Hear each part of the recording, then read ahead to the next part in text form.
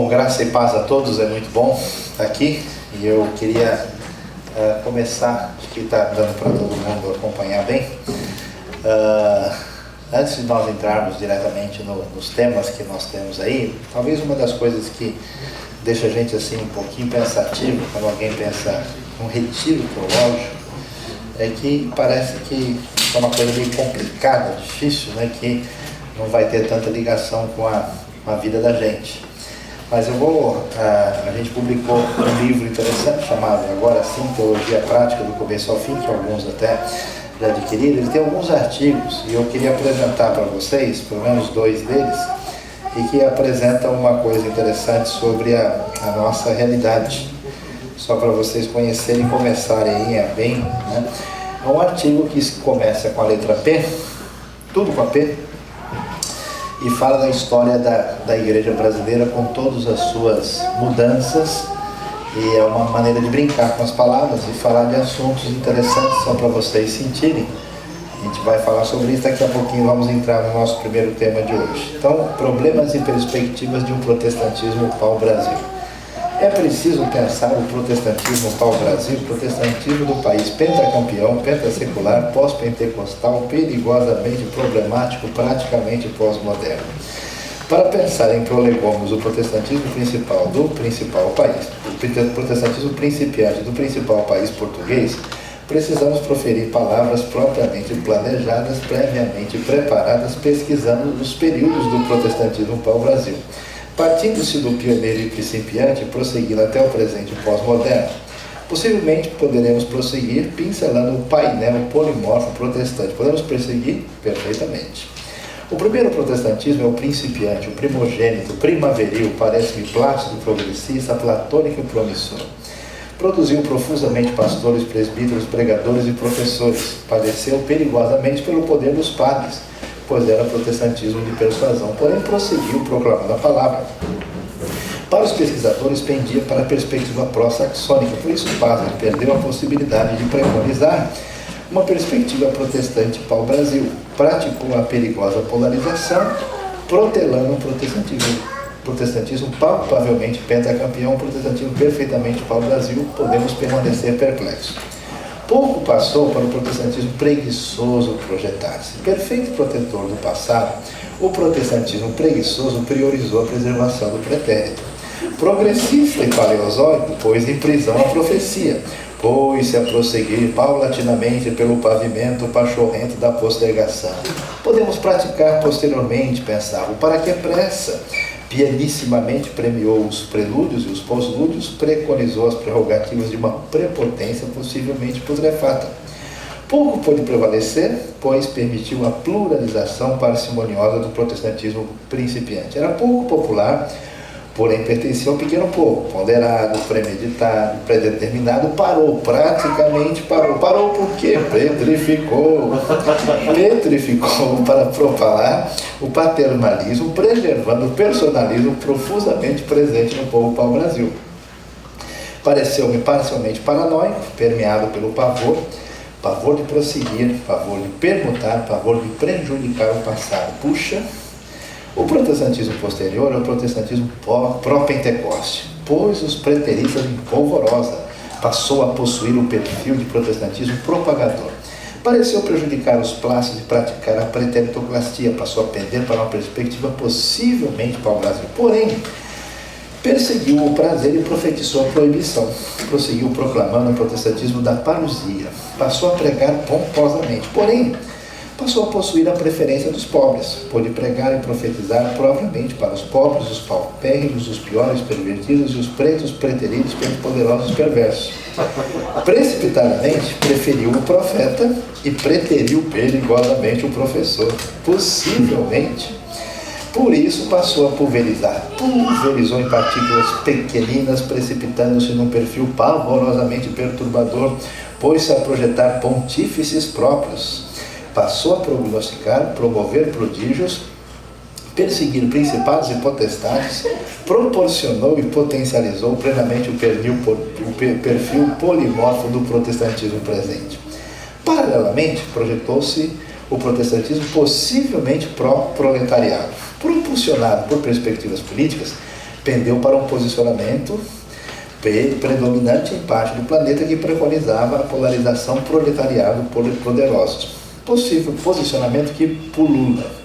Pareceu-me prioritariamente político. Passou a preterir o púlpito e permutou pelo palanque. O pastor pregador preferiu passar-se por político prometedor.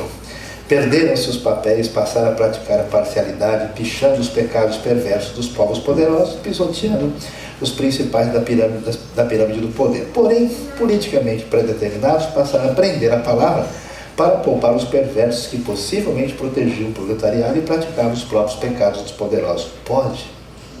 Perdidos, passaram a piscar passionalmente para o pensamento pós-cristão, para os profetas das psicologias prevenidas para com a palavra e para uma pulverização pós-moderna e perdida do próprio pensamento. Perderam a perspectiva, preteriram o ponto da partida, procuram o porto promissor, possivelmente perdidos em perspectivas e prazeres passageiros. Papelão, que papelão. Prometendo progredir, pretendo pensar no perfil do protestantismo posterior, o protestantismo pós-pentecostal. Plenamente pós-moderno, prende problemas perigosíssimos. É perfeitamente paliativo. Passou a proporcionar aos pobres a perspectiva dos poderosos. A prata pode preencher e é prioridade. É o protestantismo do poder, da prosperidade e da psicose. O pastor profeta passou a possuir o perfil papagueador promotor. Passa-se por psicólogo, péssimo psicólogo. Pulverizados na perscrutação da palavra, porém perversamente projetados pela pragmática da prata, preferem preterir e pisar as palavras dos principais pensadores do próprio protestantismo. Os pós-pentecostais prescrevem práticas parvas e pueris. Proclamam as perspectivas perdidas, pisoteando a precisão do pensar. Preconizam pensamentos paliativos, parecem predeterminados a promover o perecimento pleno dos próprios povos. Para os pesquisadores, é pretenso protestantismo. Prostituiu-se, perdeu-se em promiscuidade, pobre protestantismo, é preciso praticar o plano. Paremos com o pessimismo, pois o protestantismo é promissor, pujante e prevalecente. Precisamos pensar e praticar passionalmente o protestantismo parelhado com a palavra. Para podermos prevalecer, precisamos ponderar e prosseguir. A primeira ponderação é a prioridade da palavra, pressuposto primordial. Precisamos pesquisar, perquirir e perscrutar a palavra. Propulsionados pelo perscrutar persistente da palavra do Pai, poderemos perfeitamente prosseguir. Os preceitos da palavra perfazem o próximo passo. Precisamos praticar os preceitos do príncipe da paz. Palavra e prática prosseguem em par. Por fim, penso que precisamos priorizar a prece. Perscrutar e praticar a palavra prepara o profeta, o pregador, o pastor a proferir palavras para o Pai perene. Praticar a prece profetiza o prevalecer perpétuo pelo poder do Pai. Palavra, preceito e prece. Perfil perpétuo para o povo do Pai perene e do príncipe da paz. Para sempre permanece a palavra. Salmos 119, 89. Só para a gente. Depois eu vou mostrar um outro tema aí que talvez seja interessante a gente refletir e pensar em alguns aspectos. Bom, meus queridos, vamos pensar nessa manhã, já que nós estamos pensando num retiro que está envolvido com teologia, a gente está pensando nesses dias aqui em falar sobre a questão de interpretação e comunicação da palavra divina. Isso quer dizer que a gente precisa entender bem o que Deus nos ensina. Isso significa que a gente tem que entender como é que essas coisas fazem sentido na prática da vida. E, finalmente, isso tem a ver com como é que a gente lida com essa palavra para que ela seja bênção na vida dos outros. Portanto, a gente vai falar um pouquinho de teologia e doutrina, a gente vai falar um pouquinho de como é que Deus trabalha na vida da gente que está conduzindo a liderança, e a gente vai falar um pouco sobre a questão da obra missionária e daquilo que Deus tem como objetivo para o nosso trabalho. Então vamos pensar em termos de doutrina. O que acontece? Nós brincamos aí com a letra P, e nessa letra P a gente viu, né, que a gente tem diversos P's da nossa história, né, do protestantismo pau-brasil, que praticavam, né, aí esse preterir da palavra. Quer dizer, a palavra de Deus fica em segundo plano por razões pragmáticas, por razões místicas, por qualquer outra razão. Então, nós queremos começar focalizando a importância do ensino e como é que a gente deve entender isso. Primeiro, por quê? Qualquer pessoa que esteja trabalhando na obra de Deus, que esteja num papel pastoral, ou em algum papel de assessoria, esse papel pastoral, de ensino, de apoio, de trabalho, de liderança da igreja, precisa entender que a função, o papel pastoral na Bíblia, no Novo Testamento, focaliza com muita razão a questão do ensino. Um dos papéis principais pastorais é ensinar, ser mestre. Como é que fala o texto de Efésios capítulo 4? O texto que fala dos dons espirituais no livro de Efésios, diz que ele designou alguns para apóstolos, outros para profetas, outros para evangelistas e outros para pastores e mestres. Preste bem atenção nisso aqui. Nós vamos pegar essa frase e vamos falar sobre ela. Com que finalidade? Que eles viessem a preparar os santos para a obra do ministério, para que o corpo de Cristo seja edificado, até que todos alcancemos a unidade da fé e do conhecimento do Filho de Deus e cheguemos à maturidade, atingindo a medida da plenitude de Cristo. O que a gente descobre? A gente às vezes pensa que evangelista é uma coisa, profeta é uma coisa, pastor é uma coisa e mestre é outra coisa.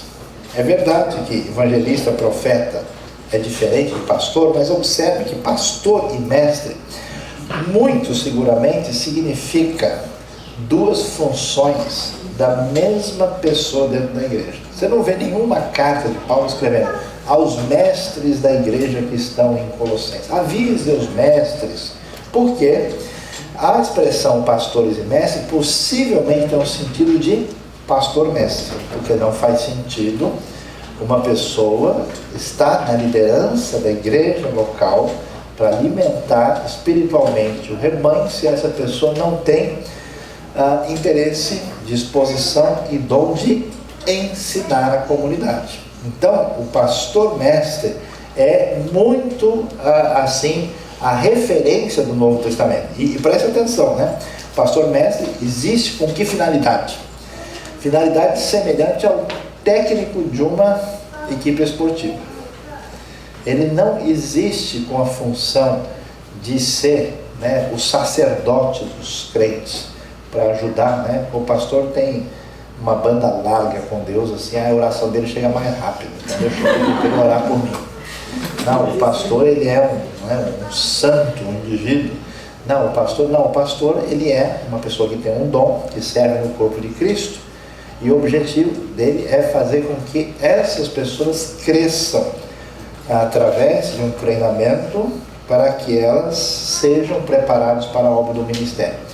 O pastor bom é o pastor que ajuda as próprias pessoas da igreja a desenvolver os seus dons e servirem no corpo de Cristo. Esse é o caminho correto do Novo Testamento. Pensando nisso, o que a gente observa que é importante na vida de um líder, ou no papel pastoral, ou no papel de diácono no Novo Testamento, as pessoas que estão numa posição de liderança, como é que a gente vê liderança hoje? Quais são as duas maneiras? Nas igrejas históricas, geralmente, o líder é entendido a partir da sua capacidade intelectual. Conheço igreja que o cara dá aviso, precisa ter mestrado, assim, para ir na frente. O negócio é tão assim, voltado para o treinamento intelectual, que parece que a única coisa que se exige é isso. Em outras igrejas mais apimentadas, mais chamuscadas, assim, onde o pessoal gosta de uma coisa um pouquinho mais animada, a liderança carismática equivale.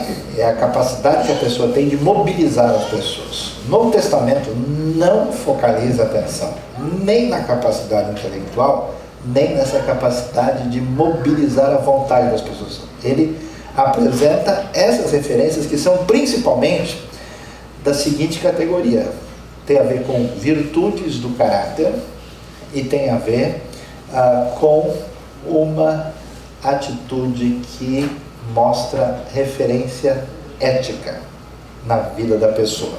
Quem que é um bom líder? Primeiro, capaz de ensinar, que tem a condição, e o ensinar do grego significa ser ensinável também.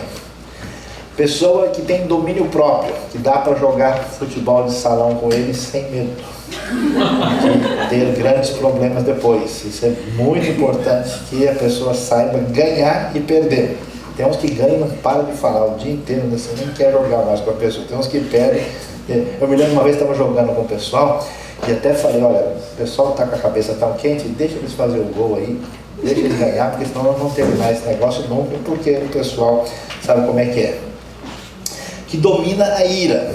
Muito difícil uma pessoa ter liderança espiritual se essa pessoa não consegue se segurar e acaba perdendo a paciência com facilidade. É parecido com o domínio próprio.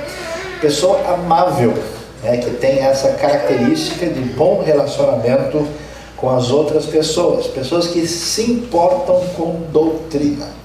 Não é igual aquele pastor que o membro curioso queria saber e foi lá, pastor, me diga aqui, eu estou lendo o Apocalipse, quem que é a besta? O pastor perdeu a palavra, a besta é você que vai o tempo todo, sem parar, não aguento mais.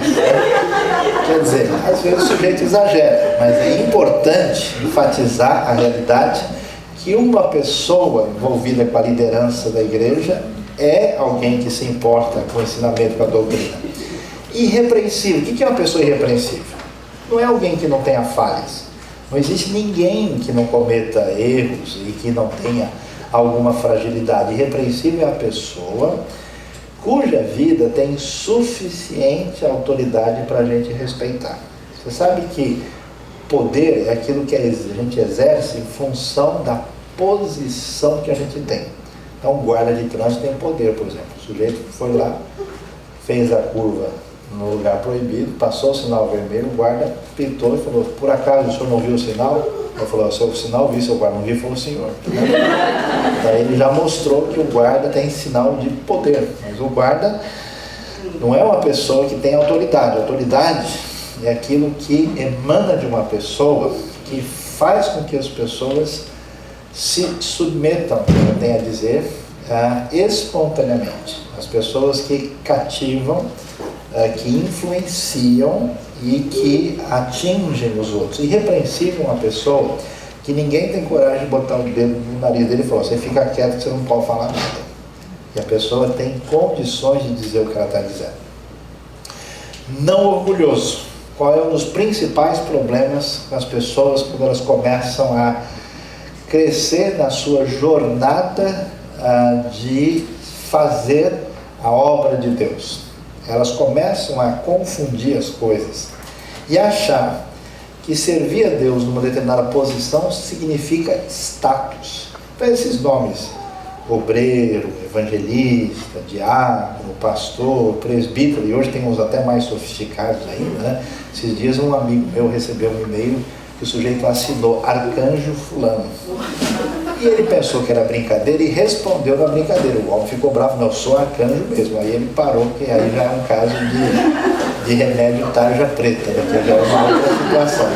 Então, o que acontece? A pessoa vai subindo de posicionamento e ele enfia os pés pelas mãos. Ele acha que ele é muita coisa. O líder não pode ser orgulhoso. É aquela pessoa que age como se ela de fato estivesse acima dos outros. Amigo do bem, expressão simples, né? Pessoa que não está envolvida com coisa ruim. Pessoa que mostra justiça na sua vida. É tão complicado lidar com gente com medo, né? Quando você faz negócio com uma pessoa que você percebe que ele é desonesto, pronto, você fica amado, você fica um pé atrás, você não confia mais, tudo você fica com receio, né? E a antiga palavra traduzida por piedoso significa uma pessoa consagrada. É aquela pessoa que tem interesse nas coisas espirituais, pessoa que se preocupa com oração, com leitura da Bíblia, com o coração dela estar sintonizado nas coisas de Deus. Logo você percebe se uma pessoa tem esse tipo de alinhamento ou se a pessoa de fato não tem esse tipo de ideia. Vejam como o Novo Testamento lida com essa questão. Paulo vai escrever a Timóteo e vai falar sobre a importância desse líder pastor, que tem que ter essas características, e o que se espera dele. Ele vai dizer, partindo eu para a Macedônia, roguei-lhe que permanecesse em Éfeso para ordenar a certas pessoas que não mais ensinem doutrinas falsas. e que deixem de dar atenção a mitos e genealogias intermináveis que causam controvérsia em vez de promover a obra de Deus que é pela fé. O objetivo dessa instrução é o amor que procede de um coração puro, de uma boa consciência e de uma fé sincera. Alguns se desviaram dessas coisas, voltando-se para discussões inúteis, querendo ser mestres da lei, quando não compreendem nem o que diz, nem as coisas acerca das quais fazem afirmações tão categóricas. Tito, uma outra carta pastoral paralela a 1 Timóteo, vai reforçar a importância do ensino doutrinário, bíblico, teológico correto. Diz: apegue-se firmemente à mensagem fiel da maneira como foi ensinada, para que seja capaz de encorajar outros pela sã doutrina e de refutar os que se opõem a ela. Pois há muitos insubordinados que não passam de faladores e enganadores, especialmente os do grupo da circuncisão. É necessário que eles sejam silenciados, pois estão arruinando famílias inteiras, ensinando coisas que não devem, e tudo por ganância. Um dos seus próprios profetas chegou a dizer: cretenses, sempre mentirosos, feras malignas, glutões preguiçosos. Tal testemunho é verdadeiro, portanto repreenda-os severamente, para que sejam sadios na fé e não deem atenção a lendas judaicas, nem a mandamentos de homens que rejeitam a verdade. Para os puros todas as coisas são puras, mas para os impuros e descrentes nada é puro. De fato, tanto a mente como a consciência deles estão corrompidas. Eles afirmam que conhecem a Deus, mas por seus atos o negam, são detestáveis, desobedientes, desqualificados para qualquer boa obra. Por que é tão importante que a gente preste atenção no ensino e na doutrina bíblica? É tão interessante ver como as pessoas querem conseguir tudo o que precisa na vida de uma vez, né? Tinha um estudioso lá no Brasil, que ele fez um estudo da sociedade brasileira. Ele descobriu, acho que em grande parte ele tem razão, que muita gente na realidade brasileira herdou uma mentalidade que veio dos antigos bandeirantes. Lembra da escola dos bandeirantes? Né? Os bandeirantes, o que eles queriam fazer? Entrar mato adentro para achar uma mina de esmeralda, para achar uma mina de ouro. Uma vez que eu acho a mina de ouro, de esmeralda, minha vida está feita. Eu vou fazer um esforço para de uma vez conseguir botar o burro na sombra. Agora vai. Agora ou vai ou racha ou arranca a tampa da caixa. Nós vamos resolver esse negócio aqui, né? É isso que leva uma pessoa, por exemplo, a achar que vai ficar rico jogando na loteria.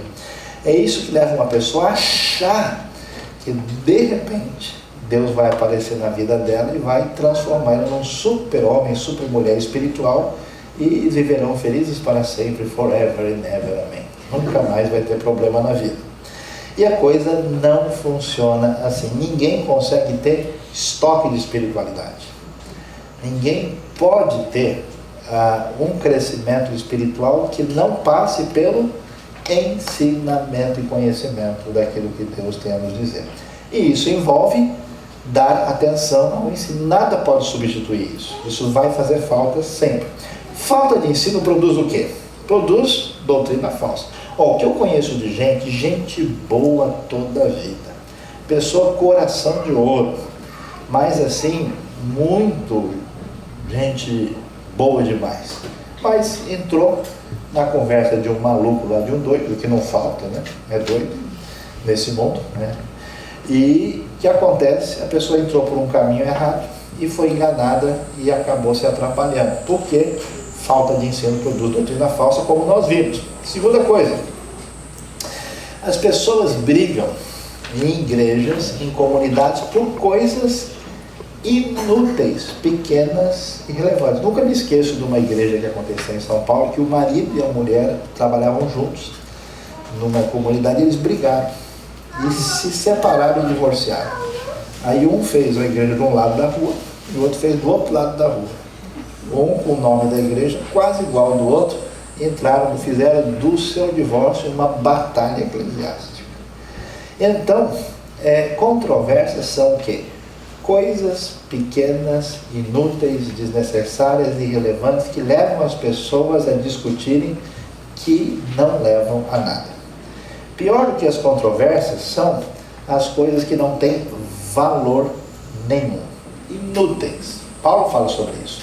Quer dizer, o mundo desesperado, nós temos aí 40% da população do planeta vivendo com menos de 2 dólares por dia, menos de 200 ienes por dia.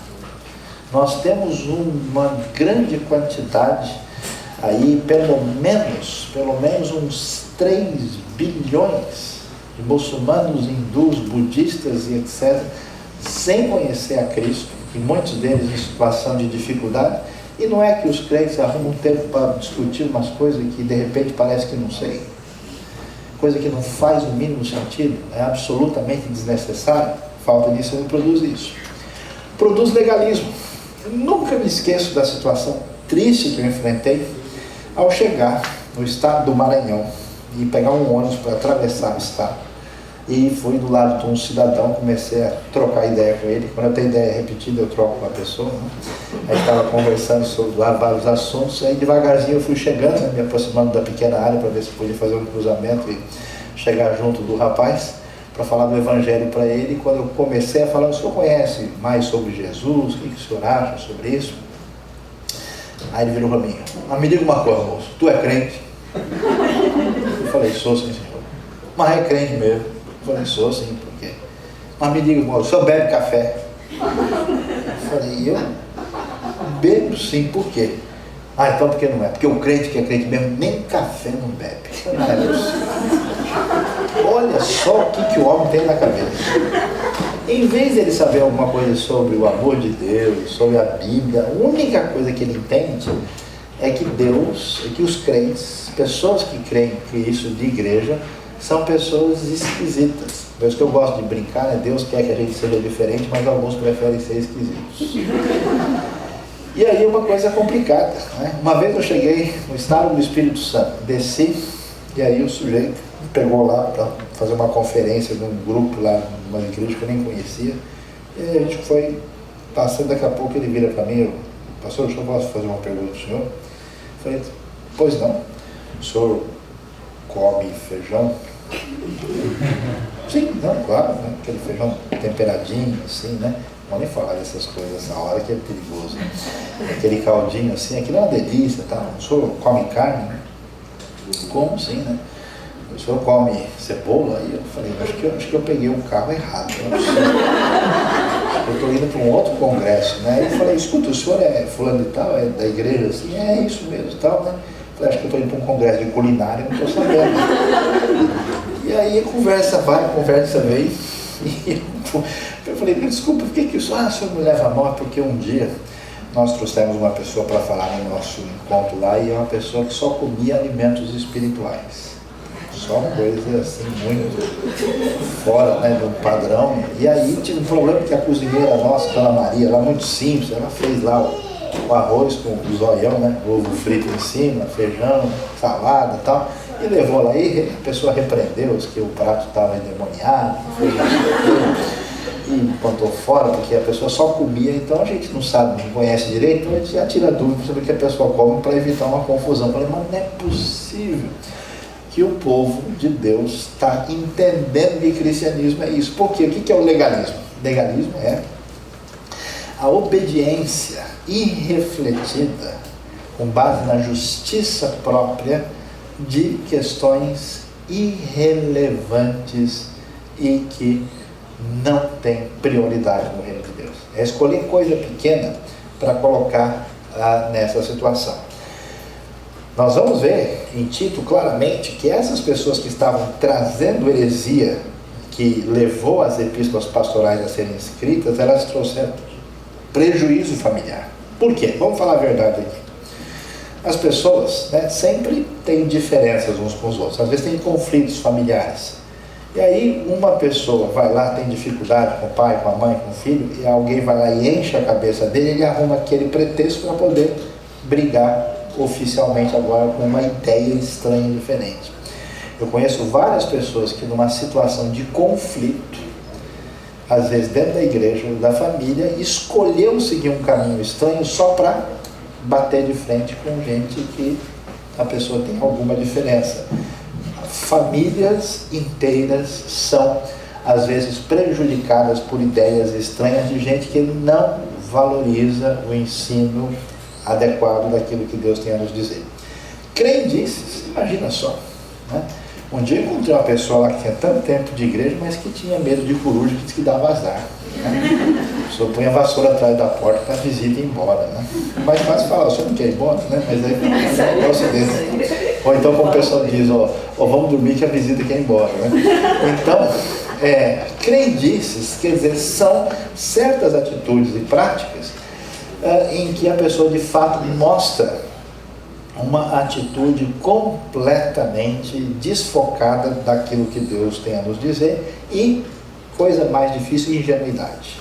Eu até fiquei impressionado com um dia que uma pessoa chegou, nossa, eu estou tão feliz, por quê? Porque eu fui curado de câncer. É mesmo, que maravilha. Mas como é que era isso? Estava doendo muitas vezes. Olha, eu fui num lugar e a pessoa pegou e revelou, disse que eu tinha câncer. Mas eu nunca nem senti nada, nunca vi nada, nem senti. Já fui curado e estou bom. Eu falei, não é possível que a pessoa pode ser tão ingênua assim, quer dizer, que a pessoa diz que já foi revelado, já foi tirado, nunca ninguém constatou nada e a pessoa já se dizia curada. Quer dizer, é complicado quando a gente não tem abertura para ouvir o que o ensino bíblico tem a dizer. Então, a pergunta para a gente vem aí: por que é que muita gente que ama Deus, que gosta de verdade no coração de Jesus, que tem interesse até em ter uma vida cristã, não leva a sério doutrina e teologia? Por que existe esse desprezo? Da onde vem isso? Quem foi que criou esse problema? Então vamos dar uma olhada em algumas tendências não muito inteligentes que vieram para prejudicar o interesse das pessoas num estudo bíblico mais aprofundado. A primeira ideia é a ideia que veio de uma corrente de pensamento que surgiu com mais força no século XVII, depois teve desdobramentos. Um grupo inicialmente que surgiu na Alemanha e, vamos dizer, influenciou diversos movimentos. É um grupo chamado pietista. A ideia é a seguinte: que estudar bastante, ler a Bíblia com a cabeça e estudar teologia, eles achavam que atrapalhava a fé.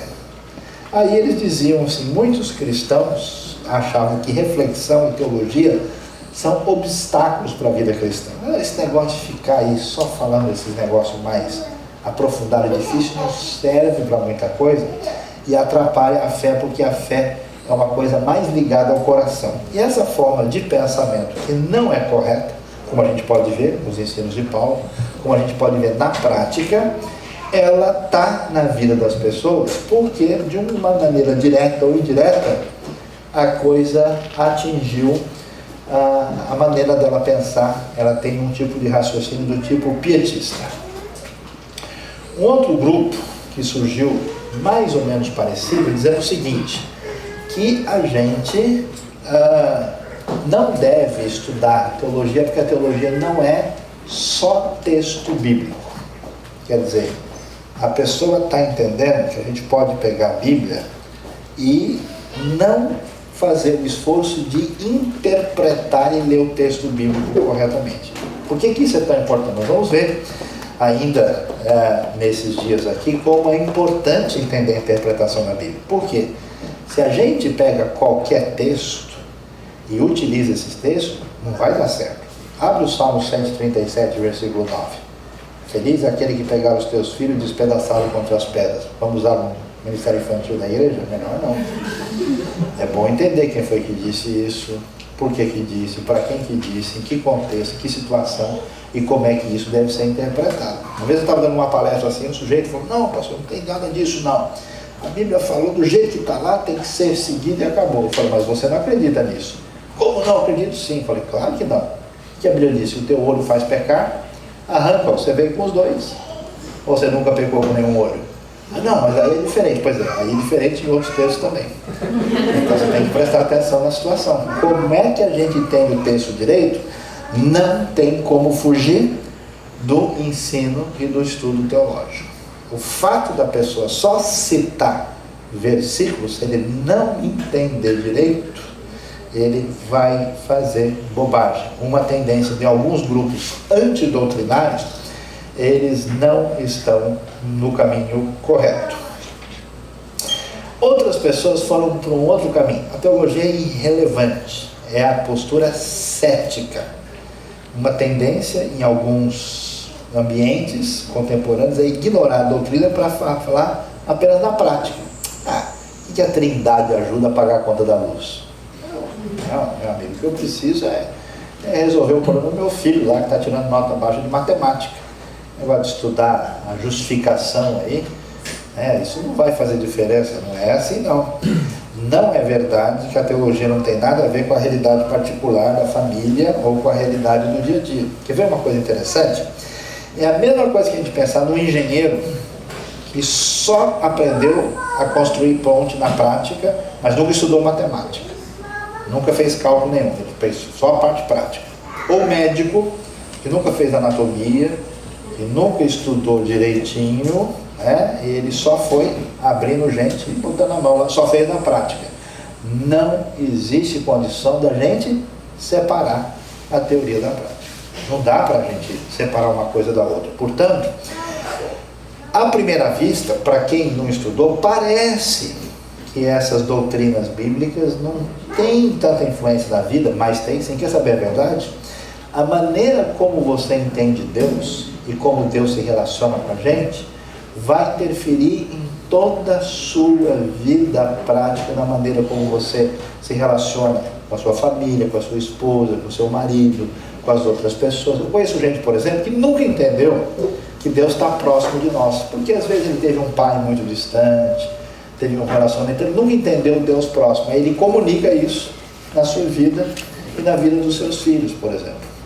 A pessoa nunca entendeu como Deus é perdoador, ele tem dificuldade de perdoar os outros. Então, é extremamente valioso ver o lado prático dessas coisas, apesar da gente não imaginar isso à primeira vista.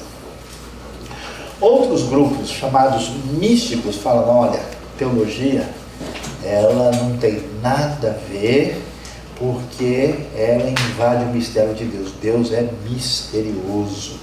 Esse negócio de doutrina e teologia, e só complica o que é simples.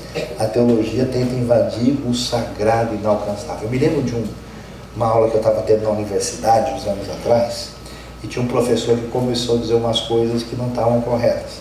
Ele falou que o Evangelho de João não era comprovado, que ele era muito posterior, que o Evangelho de João surgiu só 300 anos depois do apóstolo João, e deu um monte de informação equivocada para a classe. Aí eu falei, professor, o senhor me desculpe, mas as suas informações não conferem, né? Aí ele ficou bravo e falou, eu não estou aqui para discutir religião. Eu falei, eu também não, estou discutindo informação. Só quer que eu traga a foto dos manuscritos da Manhã de João do segundo século para o senhor ver? Porque o senhor conhece o P46, o P52, conhece tais e tais manuscritos, posso trazer.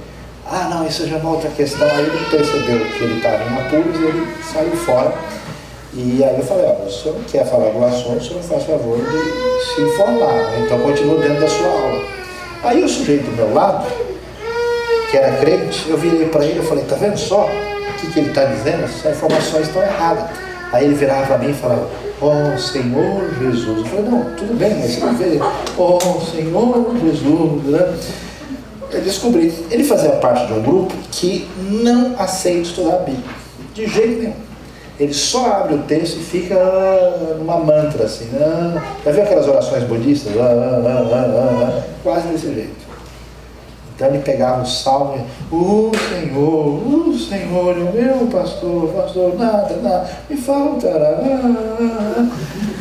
Esse carro a álcool assim, velho, daqueles do Brasil, no dia de frio, né? Quando vai, quase pega. Então, é o jeito dessa pessoa pensar. Ele acha o quê? Que a cabeça da gente não serve para estudar a Bíblia. Igual aquele sujeito que fumava sem parar, o pastor virou para ele, rapaz, que negócio é esse? Você já está há 3 anos na igreja, você não aceitou Jesus? Ele falou, não, o coração é de Jesus, mas o pulmão é da Souza Cruz. Então a coisa é mais ou menos complicada. Quer dizer, a pessoa não dedica o seu cérebro, a sua mente, o seu coração para entender as coisas de Deus. O que acontece? Outras pessoas, porque conheceram teólogos, estudiosos que não acreditam na Bíblia, acabaram chegando nessa conclusão. Quem já viu gente que estudou a Bíblia, assim, que é teólogo e parece que não acredita muito, dá um sinal com a mão aí. Olha, tá vendo? Várias pessoas já sinalizaram. Então, muitos teólogos, professores de teologia não acreditam em nada, mas não é por causa do estudo, é por causa do jeito daquela pessoa pensar. Não quer dizer que o estudo causa isso. É o estudo equivocado com base em ideias preconcebidas. Não é verdade que a gente deve desprezar a teologia porque você conheceu gente que estudou teologia e ficou frio na fé. Às vezes o sujeito já estava frio, ele terminou de congelar. Ele achou, né, aí o seu caminho a partir da sua perspectiva. Essa ideia que talvez seja mais forte para alguns grupos, a teologia impede a atuação do Espírito Santo. Quando igrejas cheias de teologia estão fechando, igrejas cheias do poder estão crescendo e estão cheias de fé. Não é bem verdade. Nós temos, por exemplo, esses dias eu fui falar com um grupo de igrejas que é uma igreja bem carismática, muito voltada para oração, reuniões, assim. A igreja existe há mais de 50 anos no Brasil e é um grupo pequeno e limitado. As igrejas crescem por outras razões. E não é verdade que uma igreja só marcada por, vamos dizer, reuniões mais expressivas e, vamos dizer, mais assim, aparentemente vivas, necessariamente são cheias de poder. Às vezes a questão é o estilo, é a tradição da própria igreja. Isso não é verdade. O Espírito Santo conduz a pessoa ao conhecimento da palavra e a uma vida consagrada junto. Você não tem direito de separar as coisas uma da outra, não vem ao caso.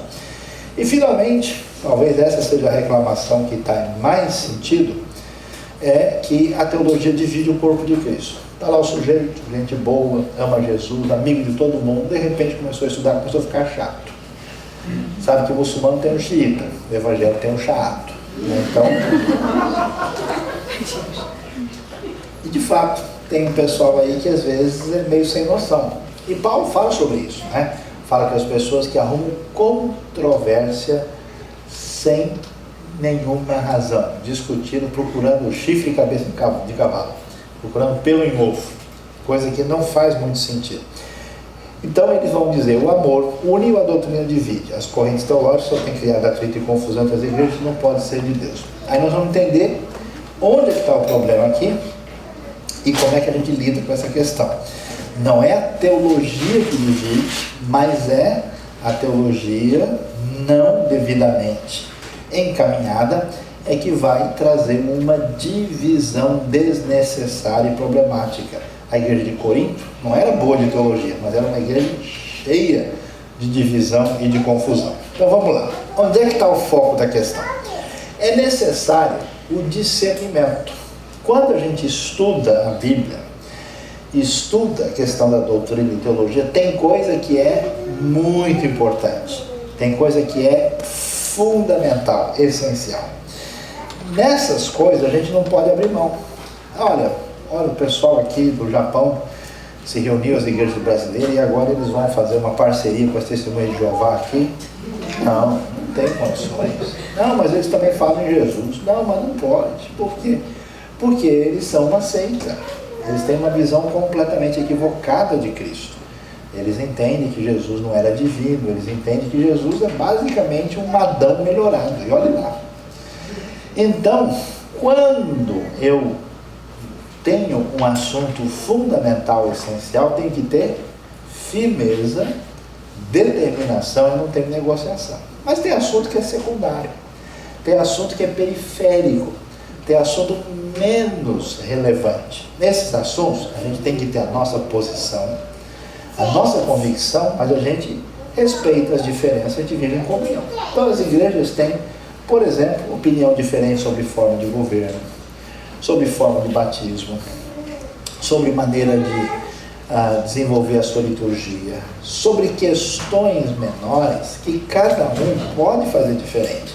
E essas coisas não são importantes. Mas Quando eu mexo em coisas como a doutrina de Deus, não tem como alguém ser realmente cristão segundo o Novo Testamento se essa pessoa não crê que Deus é um, como um só Deus e um Deus triuno.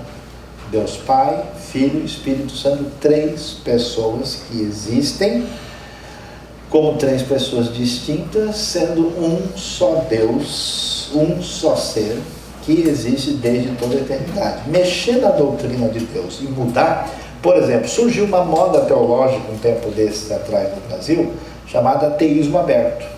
Por que é um problema muito sério? Porque mexe na maneira como entende a Deus. Então não é uma questão de uma opinião, é um erro muito sério. Então a igreja precisa prestar atenção para saber fazer discernimento, ter um discernimento correto quando o assunto é sério e quando ele é secundário. Mesma coisa que ficar doente, né? Uma coisa é a pessoa ter uma enfermidade grave. Ora, o sujeito está constatado com câncer maligno. Ele vai precisar de um tratamento sério. Não, ele está com dor de cabeça, ele pegou uma gripe. Ele está com uma dor nas costas. Não, e agora ele está precisando operar a coluna. Então ele tem que fazer a devida distinção. Da mesma maneira, quando a gente pensa em Deus, quando a gente pensa na pessoa de Cristo. Não dá para um grupo ser considerado cristão se ele tem uma visão equivocada sobre o fato de Jesus ser o Messias, o fato de Jesus ser o único e suficiente Salvador, o fato de Jesus ser totalmente divino e totalmente humano. As questões fundamentais ligadas à cristologia e à salvação, elas são essenciais e fundamentais. Mesma coisa quando a gente pensa sobre a doutrina das Escrituras, a Bíblia. Isso não vai acontecer como aconteceu com um sujeito lá no Brasil, o bispo Eurico Matos Coutinho, que recebeu uma revelação para completar a Bíblia. Estava faltando uma parte que ele finalmente conseguiu ter. E ele fundou a igreja da Santa Vó Rosa. Os irmãos conhecem? Quem conhece a história da Santa Vó Rosa aqui? Alguns conhecem. Santa Vó Rosa era a Dona Rosa, que era da igreja, e diziam que ela tinha o dom de cura. Aí ela morreu, o bispo recebeu a revelação que ela era o Espírito Santo, que estava sendo esperado, demorou, mas finalmente chegou, e não chegou lá na igreja dele. E aí ele escreveu o livro O Evangelho do Reino dos Céus, que supostamente era um evangelho para complementar a Bíblia, e virou uma seita completamente maluca. É o que aconteceu com o kardecismo. Como é que funciona o kardecismo? Que iniciou-se na França. O senhor Léon Hippolyte Denisard Rivail, mais conhecido como Allan Kardec, ele disse o seguinte: o primeiro foi Moisés, o segundo foi Jesus, o terceiro sou eu, com o rapaz humilde. E aí ele disse que na data lá de 18 de abril de 1857 era a inauguração da Era dos Espíritos, e que também representava o cumprimento do Pentecostes na moda dele, e iniciou o kardecismo. A ideia do mormonismo, que surgiu no interior dos Estados Unidos, que também se dizia: a Bíblia está faltando um pedaço. Quem que recebeu? O Joseph Smith, Zé Ferreira para os amigos mais íntimos, né? Que afirmou que era a continuação. Como é que o islamismo começou? Mesma coisa. O islamismo se apresenta como uma pretensa revelação final que complementa a escritura, a Bíblia, dizendo que aí está a revelação última e definitiva. Como é que começou o movimento do Reverendo Moon? Jesus apareceu para ele, disse a mesma coisa: Moisés, Jesus e você. Qual é a ideia do Reverendo Moon? Jesus não casou, não teve família, então ele foi Messias pela metade. O Moon é o Messias completo, que é o Messias da família. E ele tem a semente santa que produz uma geração de pessoas sem pecado para o mundo vindouro. Olha o tamanho da doideira. E eu conheço gente, às vezes assim, que vai entrando de gaiato num negócio desse. Então, quando você tem um ensinamento realmente complicado naquilo que são as doutrinas fundamentais, não pode ter nem 1% de negociação. A gente tem que barrar dizendo: isso está errado, e não tem como a gente considerar de modo nenhum uma coisa dessa minimamente aceitável. Agora, assim como é completamente inaceitável a gente brigar, a gente deixar de confrontar heresias gravíssimas que destroem e corrompem a igreja, também é errado e equivocado entrar em conflito com outros irmãos na fé por causa de diferenças menores. Não compensa fazer isso, né? É uma coisa que inclusive prejudica. Por exemplo, vocês estão no Japão. O Japão é um desafio da fé enorme, né? Pensa bem na cabeça de um japonês que vive uma vida de ligação direta entre budismo e shintoísmo. O jeito nasce, morre, faz um ritual, né? Um budista ou shintoísta, quer casar em igreja cristã ocidental, na cabeça dele, falou em Deus, está tudo junto, então tudo beleza aí. Por definição, existe uma mentalidade inclusiva na cabeça do japonês. Aí chega o cristão de fora, como principalmente missionário ocidental, e vem falar, não, olha, nós vamos mostrar para você a verdade. Ah, que bom, verdade. Como é que é a verdade?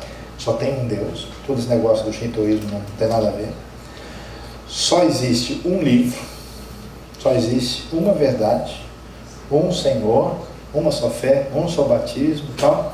Aí quando o japonês olha, vê os 0,5% de cristãos protestantes no país, dividido em mais de 300 denominações, sem que nenhum nem fala um com o outro.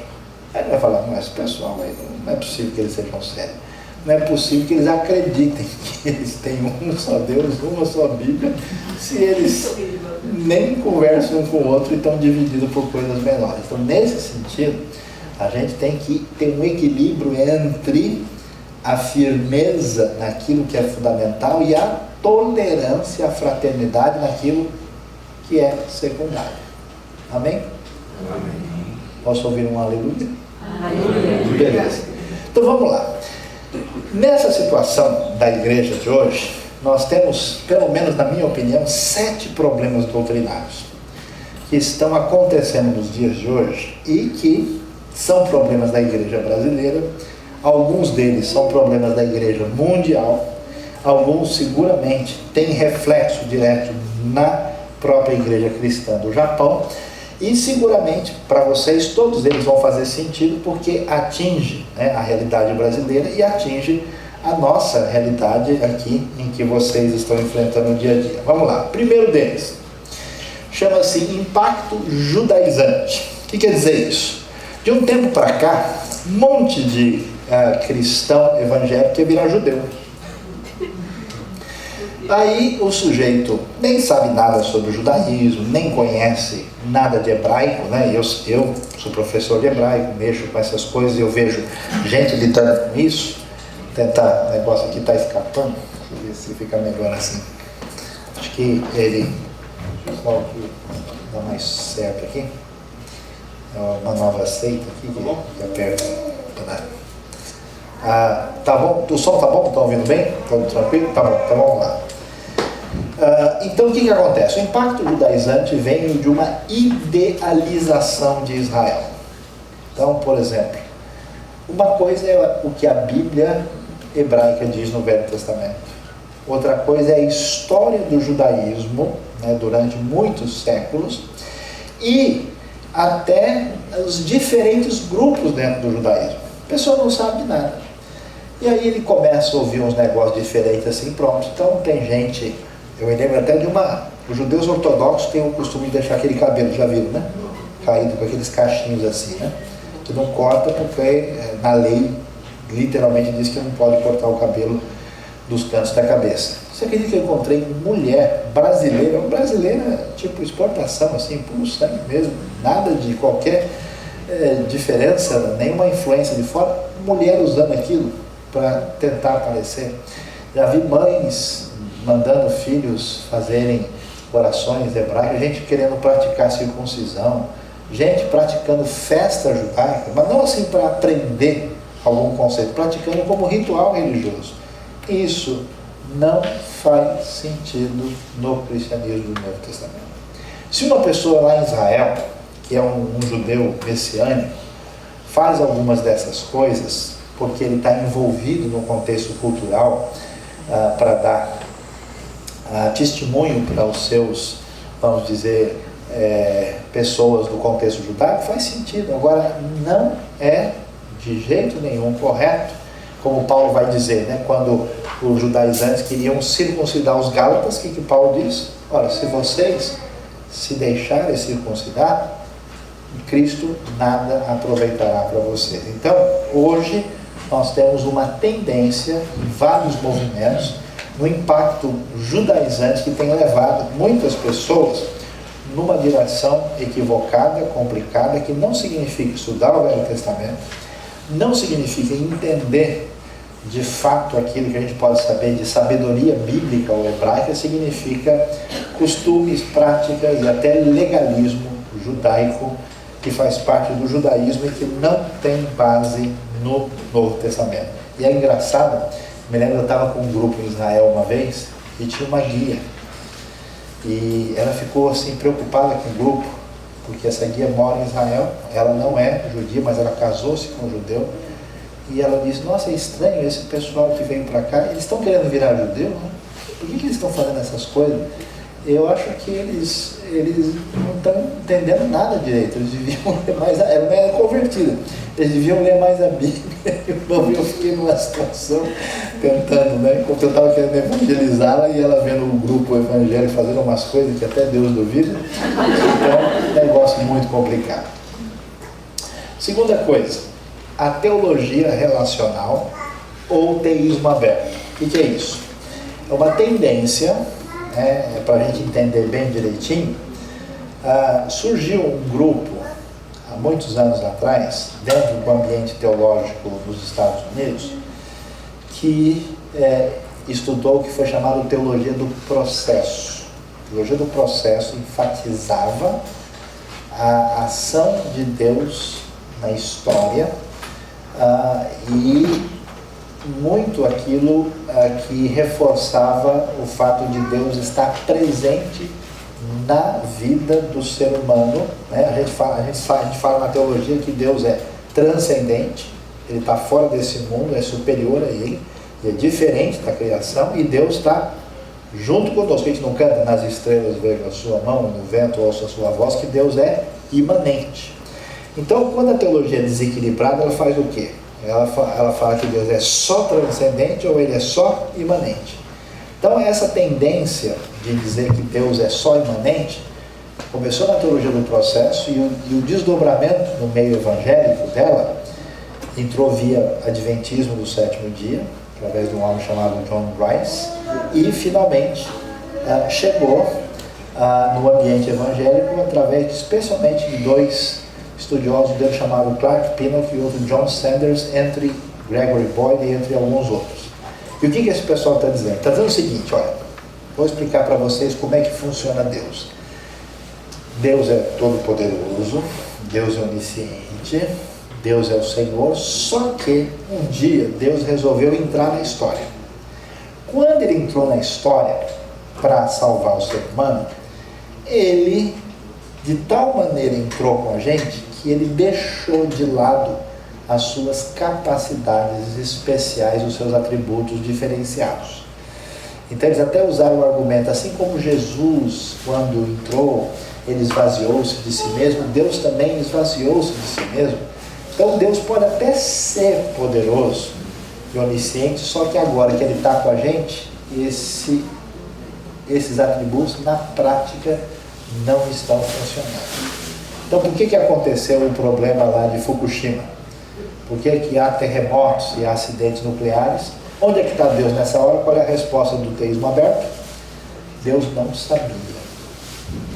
Ou Ele não tem CNN, ou pega a notícia tarde demais, ele recebe e-mail e fica sabendo depois, se alguém contar para ele. Então a maneira de raciocinar deles é completamente equivocada. E aí eles falaram isso dizendo que Deus, na hora do sofrimento, o que Ele faz é chorar com a gente. Ele é um Deus que se compadece, é um Deus que sofre com a gente, mas mesmo que Ele seja oficialmente todo-poderoso, Ele está no nosso contexto, Ele resolveu ser nosso ajudador na hora de construir a história, e Ele não interfere mais em nada. Então, teologia relacional, teísmo aberto, é o nome que se dá para esse tipo de pensamento absurdo. Aqui tem uma brincadeira, né, que o site do Gabriel Monteiro fez. Se Deus não conhece o futuro, não precisa de ajuda, né? Então é uma brincadeira dele dando a mão para alguém tentar ler, para saber para onde é que ele vai, já que esse tipo de pensamento nega que Deus seja onisciente e onipotente na prática. Eles vão dizer que Deus, para não ser culpado ou responsabilizado do problema do mal no mundo, ele resolveu agir na história e ele chora com a gente, mas ele não interfere porque ele deixou o mundo andar debaixo da sua própria lei. Esse raciocínio é completamente antibíblico. A Bíblia diz bem claramente que Deus, lembra do Salmo 139? Se eu tomar as asas, né, da alvorada e subir, o Senhor sabe. Se eu me esconder no profundo do abismo, o Senhor me encontra. Não existe essa ideia, né? Eu me lembro de um sujeito lá do interiorzão do Brasil, totalmente simples, cru de tudo, né? Ele virou pastor e eu entrei em crise. Por quê? Eu não sabia mais como orar. Comecei a ouvir essas coisas. Eu sempre orei a Deus como o Senhor Todo-Poderoso. Agora Deus parecia um amigo meu que está mais ou menos na mesma situação. Não sei se ele ora para mim ou que ora para ele. Porque se Deus só a única coisa que ele consegue é chorar junto com você, então na prática ele deixou de ser Deus. Então o teísmo aberto é totalmente absurdo.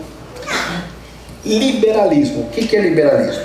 A palavra tem vários sentidos, mas o principal sentido de liberalismo é uma teologia que não acredita na Bíblia. Como é que funciona o liberalismo? O liberalismo surgiu principalmente na Europa, surgiu com força na Alemanha, depois na Inglaterra, atingiu certas regiões nos Estados Unidos, em outros ambientes da Europa e também hoje está presente no Brasil e até mesmo aqui em alguns ambientes do Japão o liberalismo chegou também. O liberalismo foi fruto do desenvolvimento da Europa, de entender que a razão conseguia explicar todas as coisas na vida. Então, quer dizer, se tem uma coisa que a razão não explica, é o quê? Um milagre. Não tem como a razão entender uma ressurreição de morto. Não tem como a razão entender várias coisas. Então, o liberalismo começou a fazer pelo menos 3 tipos de crítica. Quais foram? Uma é: não dá para a gente ter confiança nos documentos da Bíblia. Os documentos são antigos, não dá para saber como eles realmente foram feitos, se eles foram alterados, modificados. Isso enfraqueceu muito, porque nos últimos anos a arqueologia achou muita coisa antiga, importante, que a Bíblia teve aí o seu texto bastante reforçado.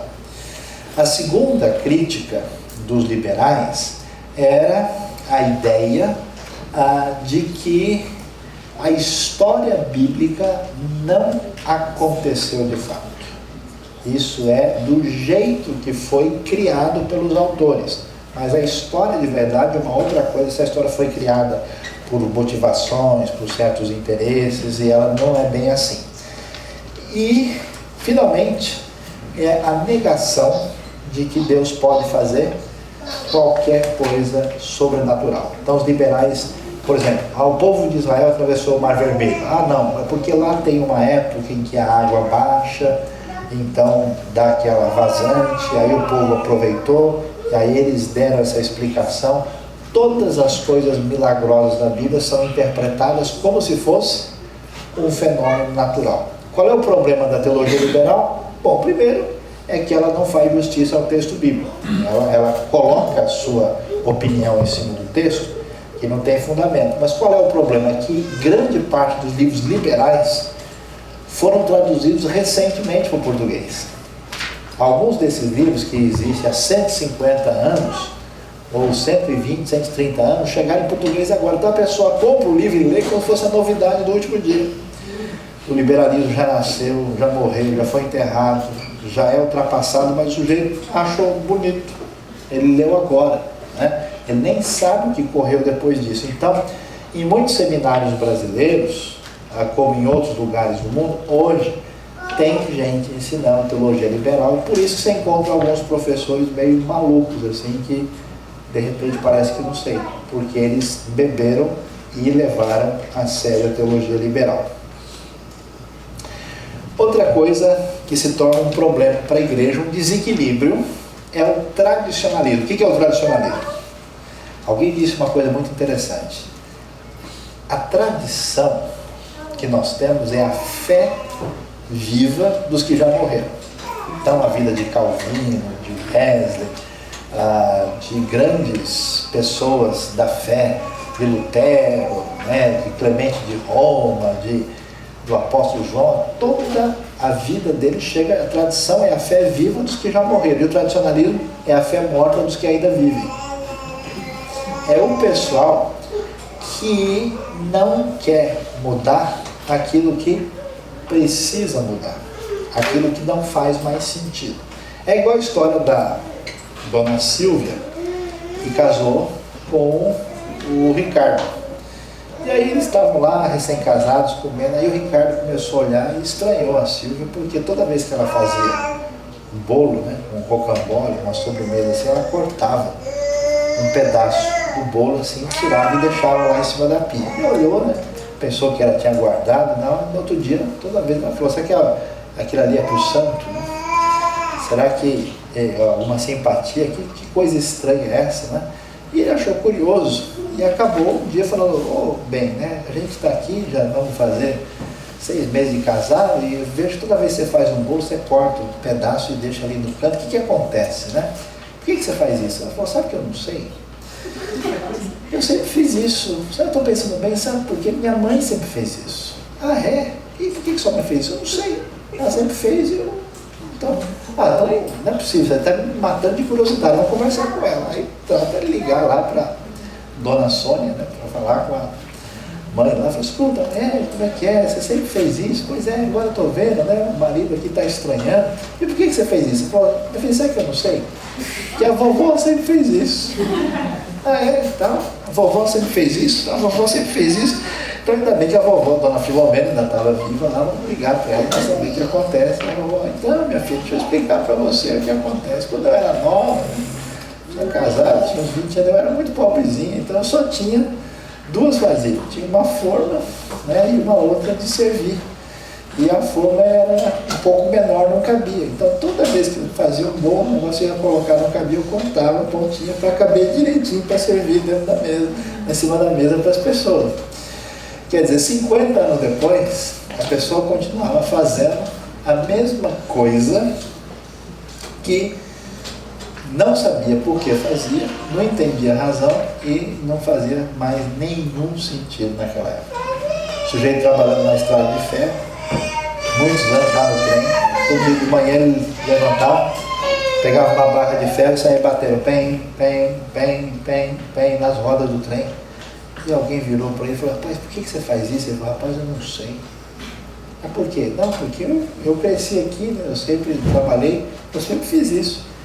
Mas por que você faz isso? Eu falei para o meu pai, porque ele também trabalhava, eu aprendi com ele, fui perguntar ao meu pai, ele falou, não, então, eu fazia isso, sempre fazia isso, porque a gente sempre bate na roda do trem, porque se tiver um som diferente, a roda está trincada e está quebrada, e pode ser que ela cause um acidente, quando a pessoa fazia sem entender. Então, o que é o tradicionalismo? É a gente manter costumes que não fazem mais sentido. Esses dias eu entrei numa igreja em São Paulo e tinha uma área reservada lá escrito assim, chapelaria. O que é uma chapelaria? É o lugar onde as pessoas colocam o chapéu. Hoje, no máximo que o cara pode fazer é levar um chapéu, mas ele dificilmente anda de chapéu. Mas em 1950, esses dias eu vi um filme antigo do meu sogro, o pessoal ia passear no zoológico, todo mundo de terno e gravata no zoológico, de chapéu, né? Uma coisa assim que a gente não imagina, né?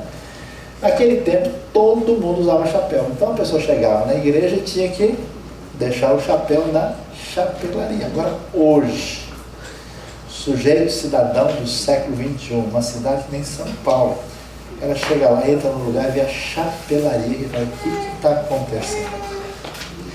Por que é que as igrejas, na realidade brasileira, sempre faziam os seus cultos no domingo, 9 horas da manhã? Os missionários que evangelizaram o Brasil, na sua maioria, eram missionários que vieram dos Estados Unidos e do sul dos Estados Unidos. E há 150 anos atrás, numa comunidade menor, esse pessoal levantava com o nascer do sol no domingo, ia lá fazer o seu famoso breakfast, né? Aquele café da manhã, fazer o ovo ali, todo mundo comia junto, e mais ou menos lá pelas 8 horas da manhã todo mundo já estava bom, preparado, tinha comido o suficiente, agora eles iam se reunir para a igreja. Então 9 horas da manhã era perfeito. Era um horário excelente para as pessoas se reunirem no domingo daquele tempo. Porque todo mundo dormia com as galinhas e acordava com as galinhas. Só que nós estamos onde? Século XXI. Vocês moram no Japão. Cidades grandes. Como é que funciona o sábado e domingo das pessoas? É diferente. Hoje nos Estados Unidos, raramente você vai encontrar uma igreja cujo culto não comece às 11 horas da manhã. Não é mais 9 horas da manhã. Mas em algumas igrejas em outros lugares do mundo, o pessoal mantém uma tradição de 9 horas da manhã. Você imagina só? Sábado é o único dia praticamente que o sujeito pode dormir mais tarde. Ele vai dormir meia-noite, 1h. Domingo de manhã ele está lá vendo os anjos, está lá vendo o Apocalipse, sonhando com a vida eterna, está lá deitado eternamente em berço esplêndido, mas tranquilo. Agora você imagina você convidar um amigo descrente para ir para a igreja domingo de manhã. O cara nunca mais fala com você. Passar na casa dele 8 horas para tirar o cara daquele domingo. Por quê? O mundo é outro. É o mundo da energia elétrica, é o mundo da internet, é o mundo da vida à noite, que não existia ainda. Então, quer dizer, esse horário funcionou, mas não funciona mais. Se diz, eu vi uma coisa interessantíssima, que estava tendo um crescimento especial do Evangelho, que eu não vou citar o nome exato, num país aqui da Ásia. Sabe como?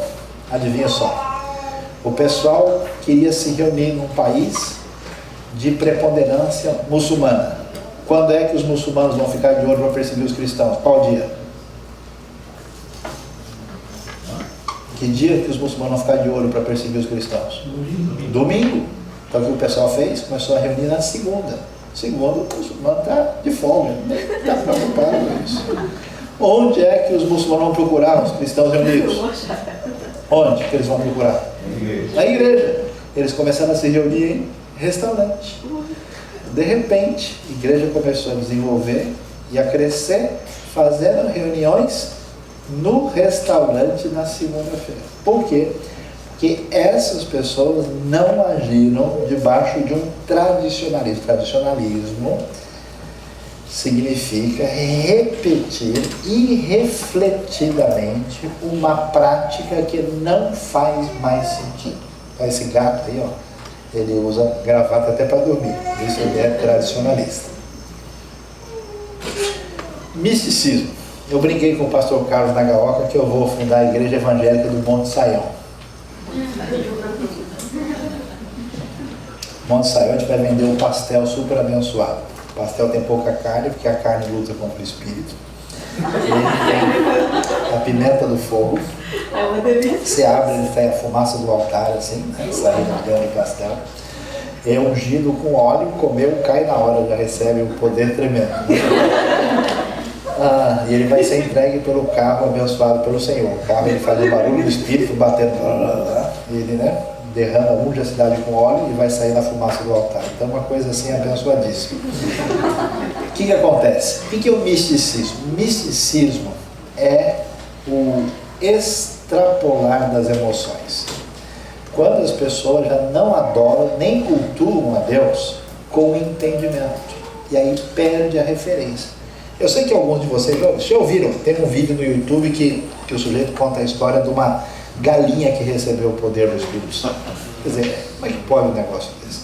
Eu estava numa cidade, na região norte do Brasil, eu fui sair, preste bem atenção, naquela cidade, alguém me disse, pastor, toma cuidado porque hoje o pessoal vai fazer uma unção especial na cidade. Eu falei, mas que unção é essa?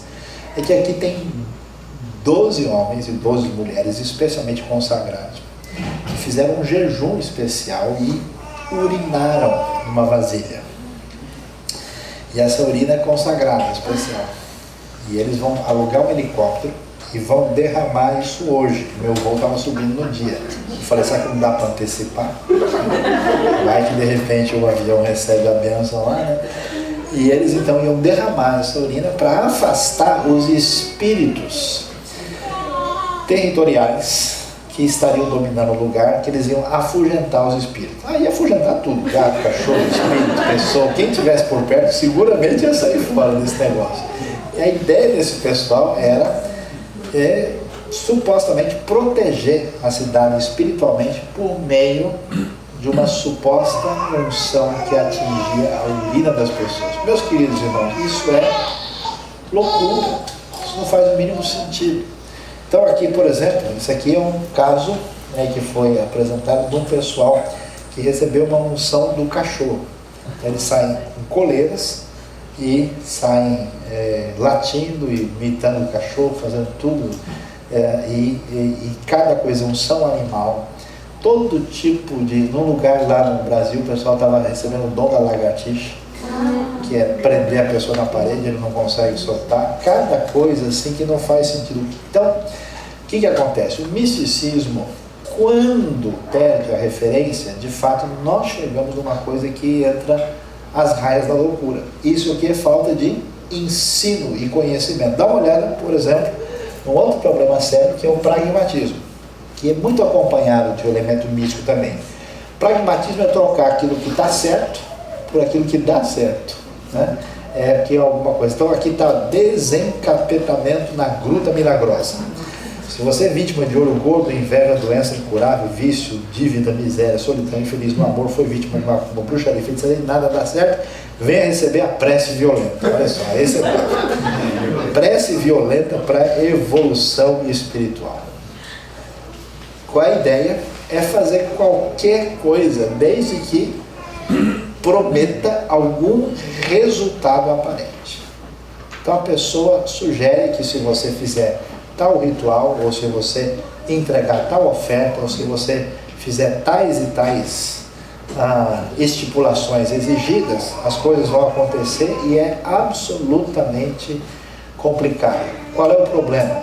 Pessoa que não tem ensino, que não tem um conteúdo, que não tem o que dizer para as pessoas, como é que essas pessoas vão lidar com o povo da igreja? O cara vai ter que inventar algum negócio. E inventar algum negócio é ser refém dessas coisas que não agradam a Deus e não fazem sentido no Novo Testamento. Fundamentalismo associado a legalismo. A palavra fundamentalismo pode ter um sentido positivo, que é a ideia de alguém que está seguindo os fundamentos da fé. Mas ela tem sido usada no sentido negativo. Qual o sentido negativo? De extremismo religioso. É a pessoa, por exemplo, eu me lembro da Sociedade Bíblica uns anos atrás, quando eu me envolvi com eles lá no Colorado, eles estavam recebendo uma perseguição de grupos extremistas que não gostavam de uma tradução da Bíblia mais contemporânea. Só aceitavam a Bíblia de 1611. Depois disso não pode pôr nenhuma mudança. Esse pessoal é tão radical que eles chegaram a dar um tiro numa Bíblia e mandaram pelo correio a caixa com a bala e a Bíblia perfurada, fazendo quase que uma ameaça de uma espécie de terrorismo, se é possível dizer, evangélico. Então esse cidadão da Flórida, por exemplo, ele cometeu um equívoco. Ele, numa reação contra os muçulmanos, ele fez a seguinte sugestão: queime um Alcorão por dia. Qual é o problema desse tipo de atitude? É que isso não vai produzir aquilo que Deus e que Jesus ensinou. Você nunca vai atingir muçulmanos ou qualquer pessoa entrando no mesmo tipo de atitude que eles têm. Jesus nunca ensinou a gente devolver na mesma moeda. Estão queimando Bíblia? Nós vamos queimar o Corão também. Estão matando cristãos? Vamos matar os outros. Não podemos fazer isso. Mas existem grupos que são extremistas e que são exageradamente legalistas, e a gente precisa ficar de olho nisso, porque eu conheço gente que de fato fica às vezes maluco da cabeça por entrar num movimento extremista e que acaba complicando as coisas. Então o que a gente precisa entender? É necessário que a gente dê a devida atenção ao ensino da palavra de Deus, ao estudo bíblico. É necessário que a gente faça distinção entre o que é fundamental, essencial e o que é secundário, que que a gente tenha tolerância e ao mesmo tempo firmeza na fé e a gente tenha equilíbrio. Por quê? O que é o desequilíbrio? É pegar uma tendência e levá-la exageradamente até as últimas consequências. Por exemplo, o fundamentalista, o extremista, ele tem até uma boa intenção. Qual é a intenção? De preservar a verdade. Só que ele leva isso às últimas consequências e esquece das outras coisas. O místico, ele tem uma razão. Qual é o objetivo dele? Buscar a espiritualidade. Buscar uma conexão de coração mais intensa com Deus. Só que ele leva isso às últimas consequências e esquece das outras coisas. O sujeito que é pragmático, claro, as coisas de Deus têm que funcionar na vida da gente. Os princípios de Deus fazem diferença. Só que ele leva isso às últimas consequências e refletidamente. Então, os erros principais que a gente tem surgem das ênfases exageradas num aspecto da fé. Por isso que quando você estuda e conhece a palavra de Deus, é mais ou menos como uma pessoa que tem uma alimentação equilibrada. Qual a alimentação que faz bem? É o prato colorido, né? Que tem proteína, que tem vitamina, que tem vegetais, que tem frutas, que tem todo tipo de coisa. A sua alimentação é boa e adequada. Quando a pessoa só tem uma nota só, quando ela só tem um aspecto, quando ela só exagera de um lado e do outro, ela não presta atenção, corre o risco de ter um cristianismo desequilibrado e que seguramente não vai fazer bem à nossa saúde. Tá? Então nós queremos enfatizar esses dias a importância do ensino, a importância do aprofundamento na sua vida e como isso é valioso para que a gente tenha uma situação de equilíbrio sem permitir que nenhuma dessas coisas possa passar. Né? É importante estudar hebraico, conhecer o Antigo Testamento, ver aspectos importantes para entender o Novo Testamento, mas cuidado para não ser um judaizante. É importante saber que Deus está com a gente, que Deus faz parte da nossa realidade, mas não podemos reduzir Deus a apenas alguém próximo a gente. É importante raciocinar, é importante ser crítico, é importante usar a razão. Ninguém pode ser um cristão que fala qualquer coisa sem entender. As perguntas que são feitas são perguntas difíceis, tem que se levantar a questão, não pode dar qualquer resposta. Mas quando a gente se torna racionalista e completamente de perspectiva equivocada, a gente vai parar no liberalismo. É importante aprender com o passado, é importante valorizar a tradição, é importante saber o que do passado não pode ser perdido, mas se eu faço errado, eu me torno um tradicionalista. Como já mencionamos, eu posso ser um místico, um pragmático e um fundamentalista legalista. Tá bom? Deus abençoe a nossa vida e nos ajude a caminhar na direção certa. Amém? Amém. Equilíbrio é a palavra fundamental. Então,